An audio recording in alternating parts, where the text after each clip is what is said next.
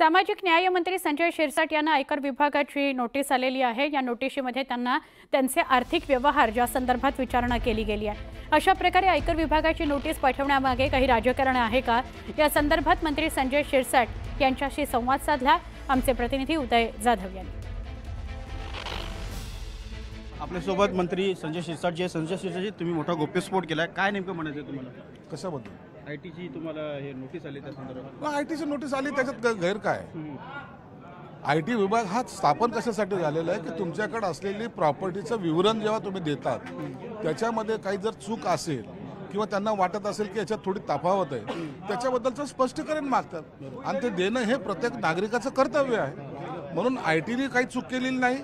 आता आम्हाला स्पष्टीकरण द्यायचं की आम्ही कसे बरोबर आहोत आणि तो आमचा खुलासा आयटी अधिकारी जे काय असतील ते त्यांनी ते मान्य करायचं का अमान्य करायचं हा त्यांचा प्रश्न आहे। तुम्ही लोकप्रतिनिधी आहात, गेले अनेक वर्ष तुम्ही जिंकून आलेले आहेत मतदारसंघातून। तुम्ही जेव्हा आमदारकीचं उमेदवारीचं पत्र भरता त्यावेळेला तुम्हाला सगळं विवरण भरावं लागतं आणि सगळं पूर्ण झाल्यानंतर तुमचा अर्ज जो आहे तो मंजूर केला जातो। मग असं असताना अचानक आता कसं काय तुम्हाला अटीचं आहे? मला वाटतं याच्यामध्ये काही लोकांनी तक्रार वगैरे केली होती, त्या तक्रारच्या आधारे त्यांना वाटलं की पुन्हा एकदा स्पष्टीकरण मागावं म्हणून त्यांनी स्पष्टीकरण मागवलेलं आहे।